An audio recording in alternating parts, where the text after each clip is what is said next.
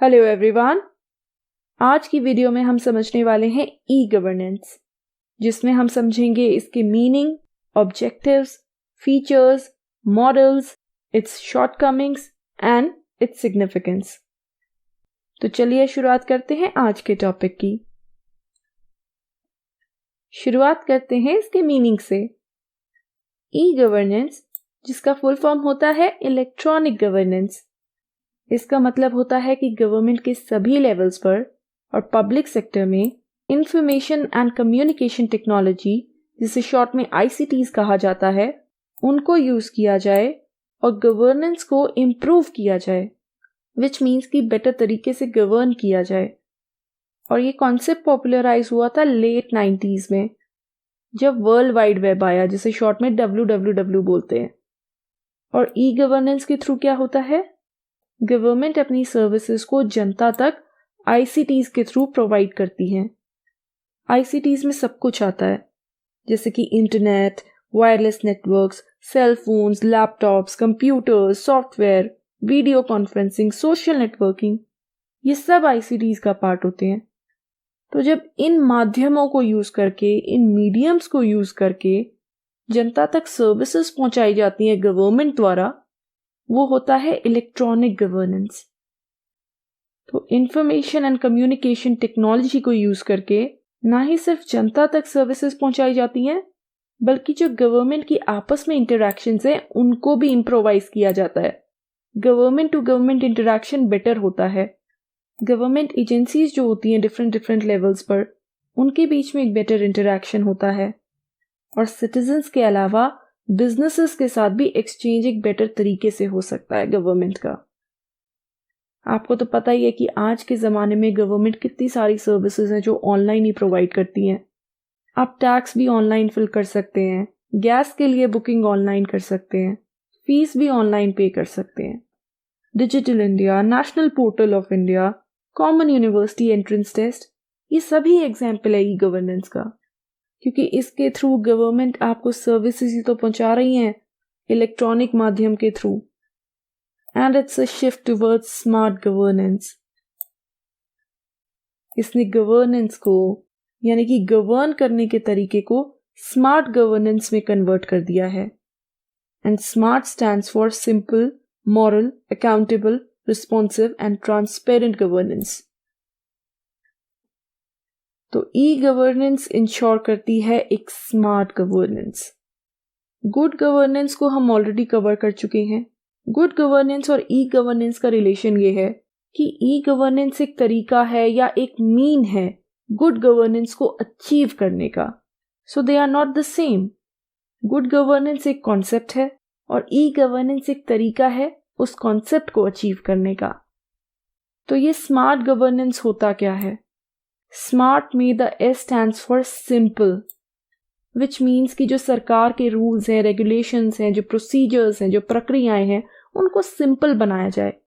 और electronic governance इसमें help करती है, क्योंकि हर चीज वो ऑनलाइन अवेलेबल करा देती है, and thus leading to a user friendly government. तो इन रूल्स, रेगुलेशंस और जो गवर्नमेंट की प्रोसेसेस हैं, इनको कैसे सिंप्लीफाई किया जाएगा? Through the use of ICTs. The next is M, which stands for moral. Moral का मतलब यहाँ ये है कि एडमिनिस्ट्रेशन में एथिकल वैल्यूज लाई जाएं, मूल्यों पर ध्यान दिया जाए।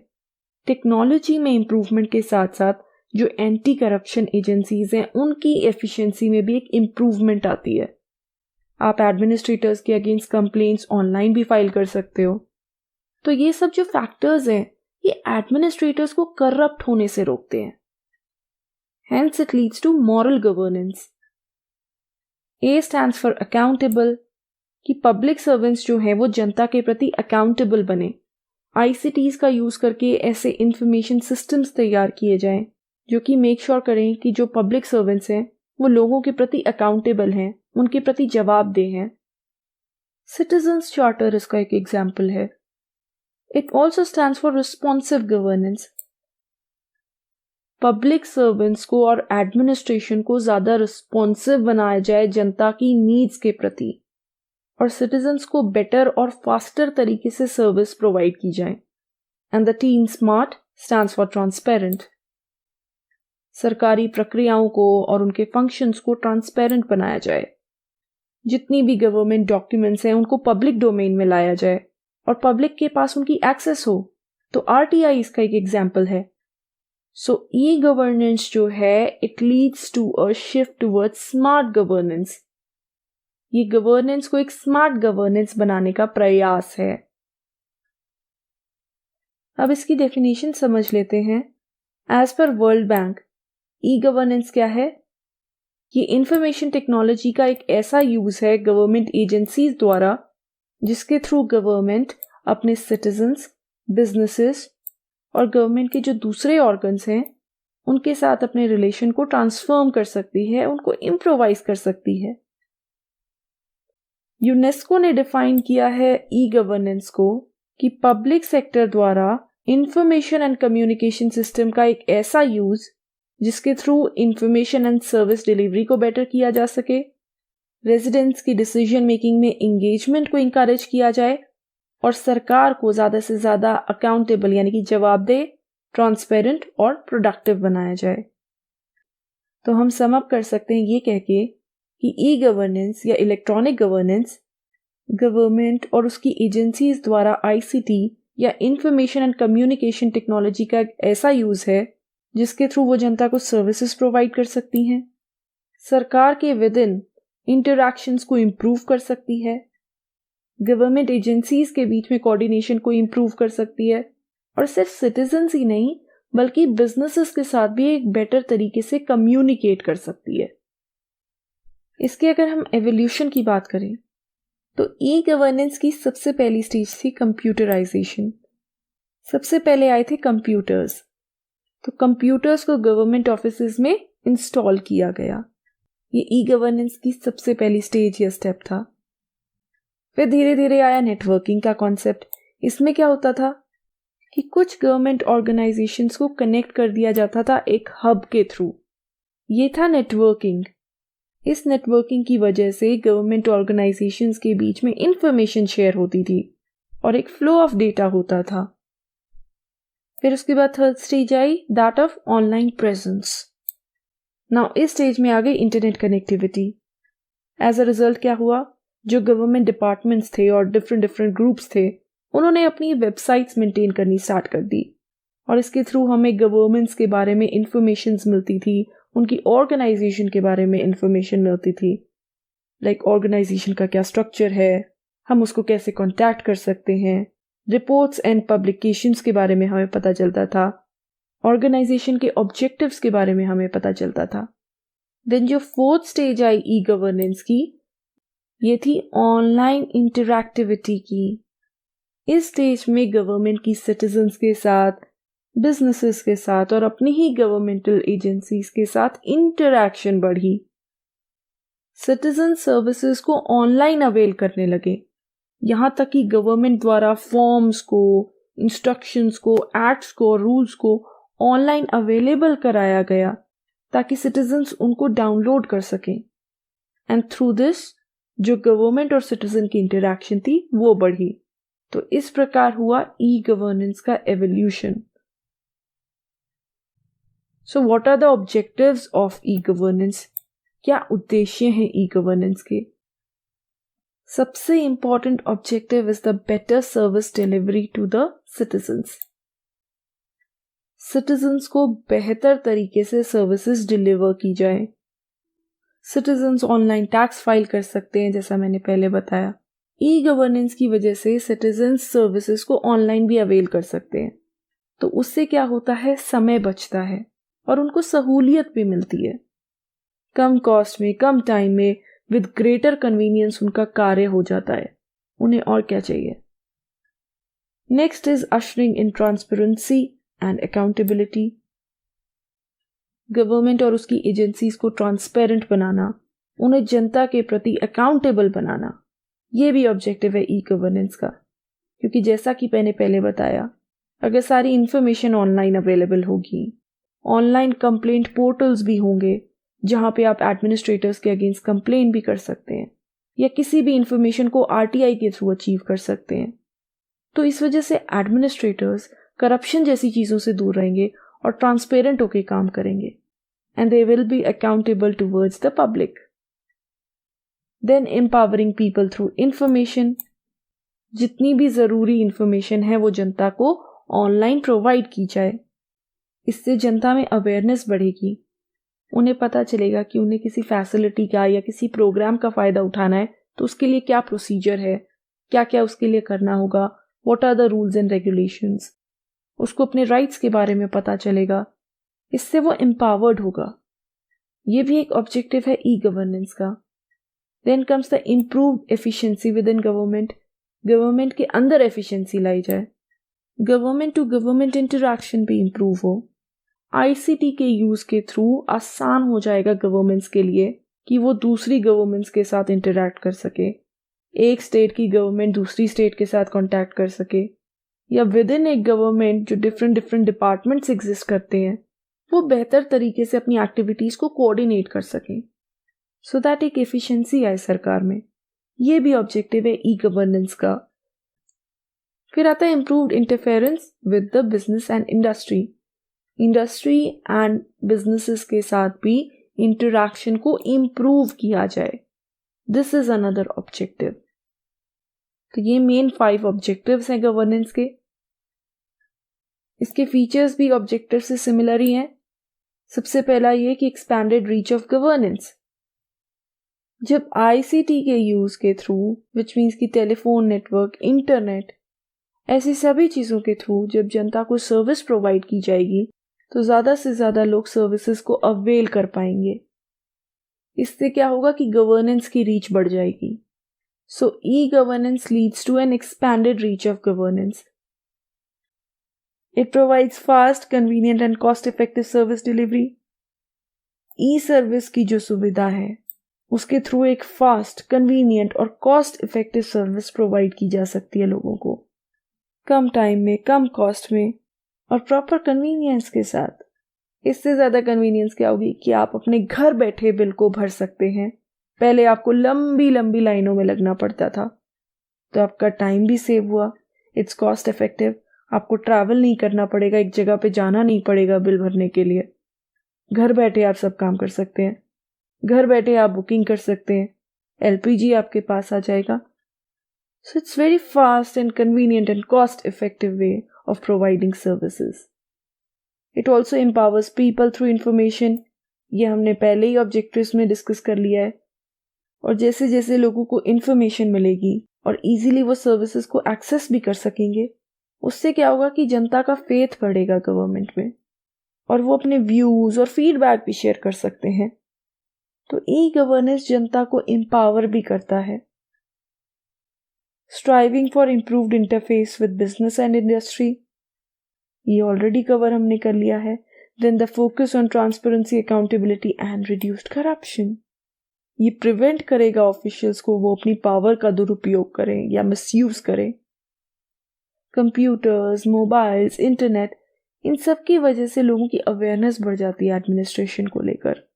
उनको ये भी पता चल जाता है कि अगर वो किसी एडमिनिस्ट्रेटर की वर्किंग से नाराज हैं तो कहाँ पर वो कंप्लेंट कर सकते हैं उस एडमिनिस्ट्रेटर के अगेंस्ट, बिकॉज ये सारी इंफॉर्मेशन ऑनलाइन अवेलेबल होती है। So it leads to transparency and reduced corruption and increasing the accountability of the administration towards people. तो ये कुछ फीचर्स हैं ई गवर्नेंस के। Now the most important part, e governance के 4 मॉडल्स।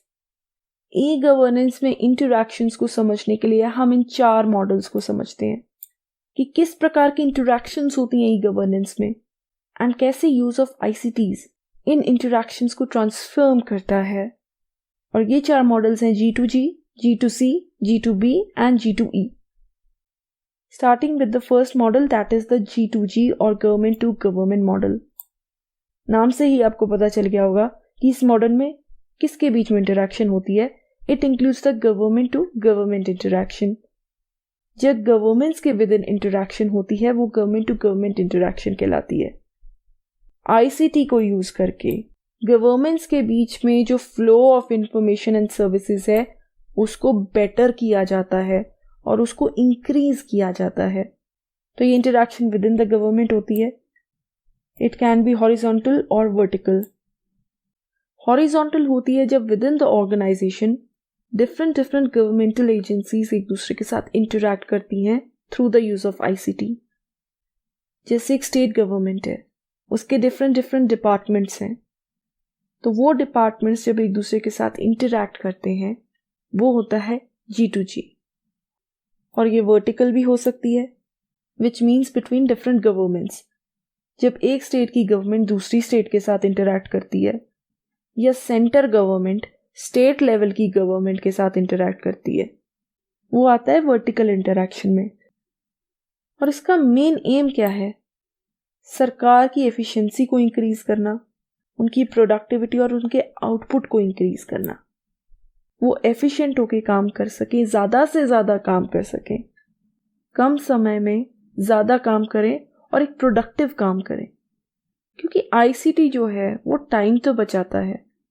अगर ICT tools ना हो तो सोच के देखिए, एक गवर्नमेंट को दूसरी से इंटरैक्ट करना है तो वो कैसे करेगी? शायद उनके मिनिस्टर्स को एक स्टेट से दूसरी स्टेट में ट्रैवल करना पड़ेगा और फिर वो जाके बातचीत कर सकते हैं। बट इन टूल्स की वजह से क्या होगा कि आप over the phone call interact कर सकते हैं, मेल के थ्रू इंटरैक्शन कर सकते हैं। So this is very helpful. And इसकी जो प्रैक्टिकल एग्जाम्पल है that is the E secretariat. E secretariat में क्या है कि जैसे मल्टीपल डिपार्टमेंट्स जो होते हैं उनको आपस में लिंक कर दिया जाता है और इंफॉर्मेशन को शेयर किया जाता है। और इसी प्रकार स्मार्ट गव भी इसी तरीके का एक प्लेटफॉर्म है। ये आंध्र प्रदेश में स्टार्ट किया गया था और इसमें क्या होता है, जो डिफरेंट सेक्रेटेरिएट्स हैं with in the state government वो आपस में कनेक्टेड रहते हैं और इंफॉर्मेशन को शेयर करते हैं। So this is the G2G model. फिर आता है G2C model, which is the government to citizen model. आप नाम से ही पहचान सकते हैं किस प्रकार का मॉडल है। इसमें क्या होता है, आईसीटी का यूज कर क्या होता है, गवर्नमेंट्स सिटीजन से इंटरैक्ट करती हैं, सिटीजन्स को सर्विसेज प्रोवाइड करती हैं इफेक्टिव तरीके से। और सिर्फ सर्विसेज ही नहीं, सिटीजन्स के पास एक्सेस हो जाती है गवर्नमेंट इंफॉर्मेशन की। इस मॉडल का एक बहुत बड़ा एडवांटेज ये है कि गवर्नमेंट सर्विसेज की एक्सेसिबिलिटी बढ़ जाती है। जनता बेहतर तरीके से सर्विसेज को एक्सेस कर सकती हैं, जिससे क्वालिटी ऑफ सर्विसेज भी इंप्रूव होता है।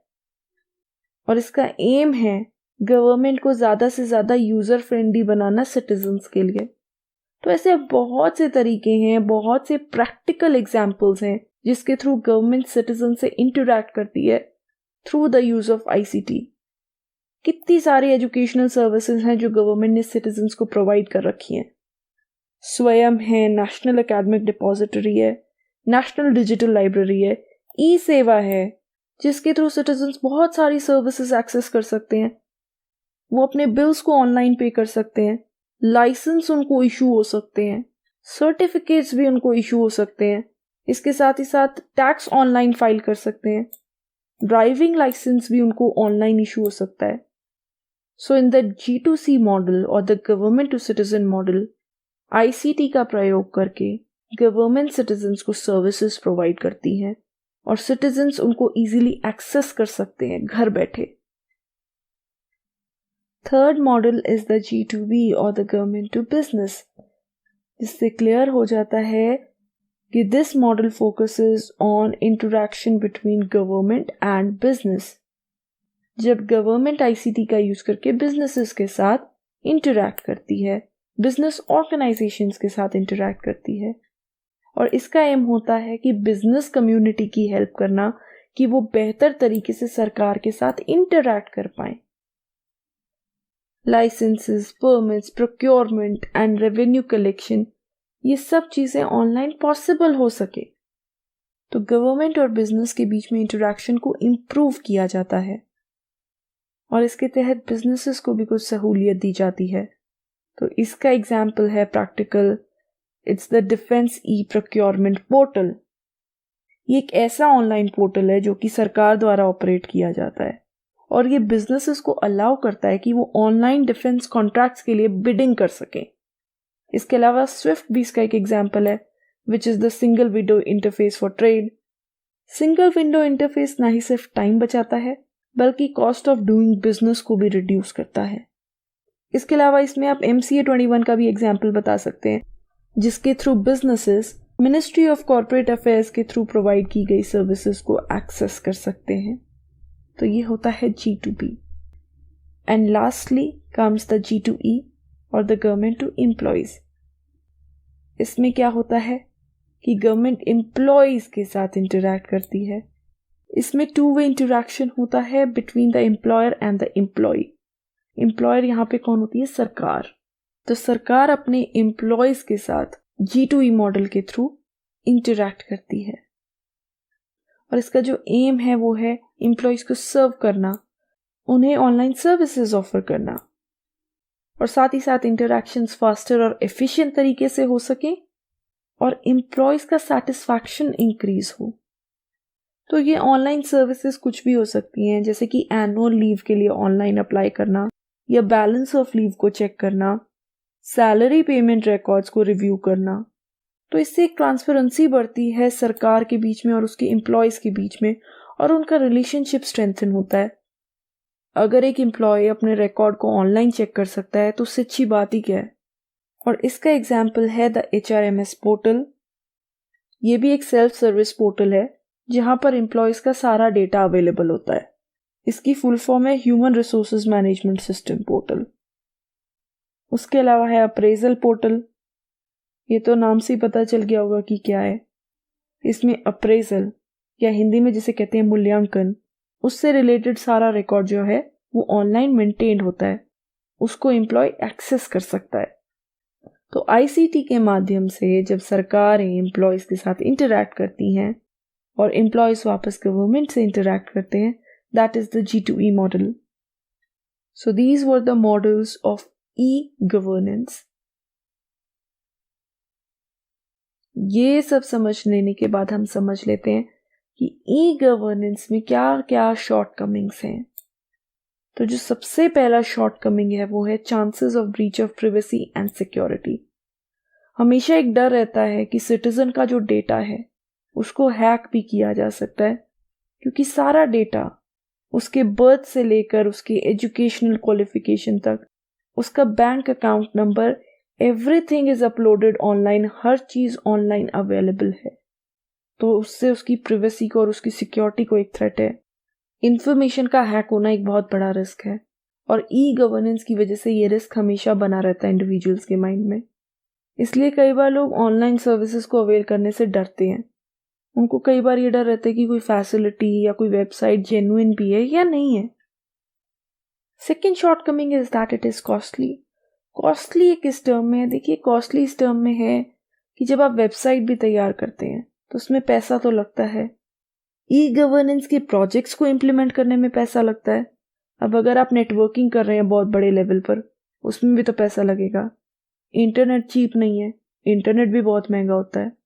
तो बहुत ज़्यादा पैसा रिक्वायर्ड होता है ई-गवर्नेंस के प्रोग्राम्स को इम्प्लीमेंट करने में, उनको ऑपरेशनलाइज करने में, और साथ ही साथ उनको मेंटेन करने में भी पैसा लगता है।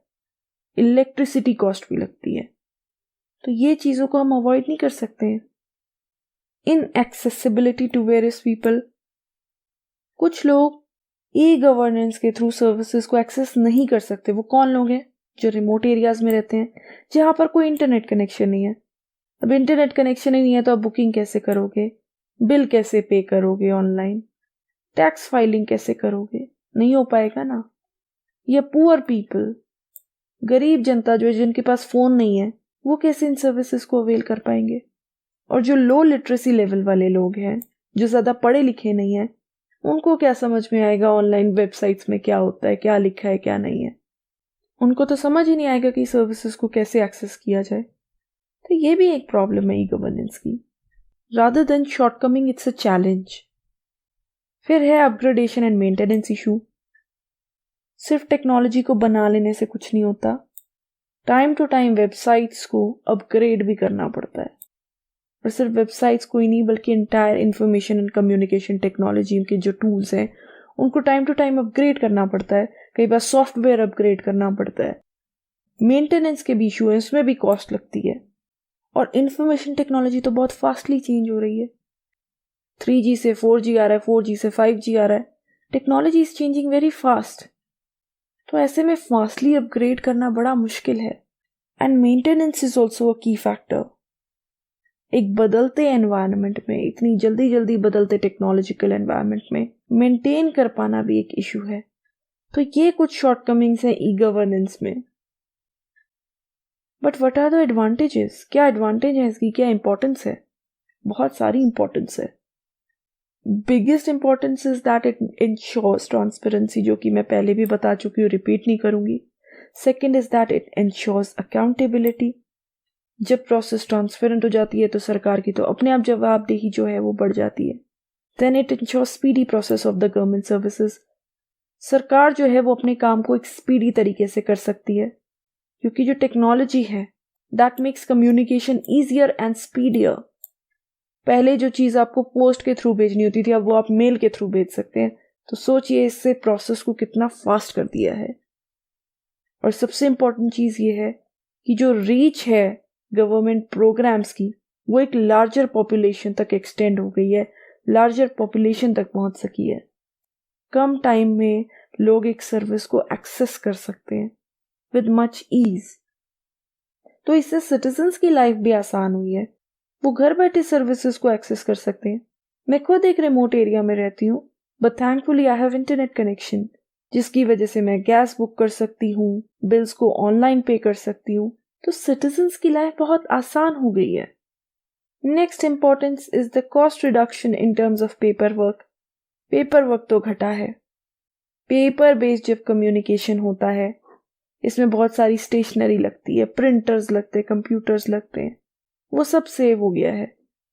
प्रिंट आउट्स निकालने की भी आपको जरूरत नहीं है, आपको सिर्फ मेल करना है। That saves lot of paper. इसके अलावा स्टेशनरी भी बचती है, पेन्स का खर्चा, पेंसिल का खर्चा। तो उस पर्सपेक्टिव से अगर हम देखें तो कॉस्ट रिडक्शन वहां पर जरूर होती है in terms of paper work. इसके अलावा आप बता सकते हैं कि इट सेव्स टाइम ऑल्सो, क्योंकि जो काम कागज पर होना है वो कंप्यूटर पर हो रहा है टाइपिंग करके, जिससे समय भी बचता है। Then it increases efficiency and effectiveness of the government processes.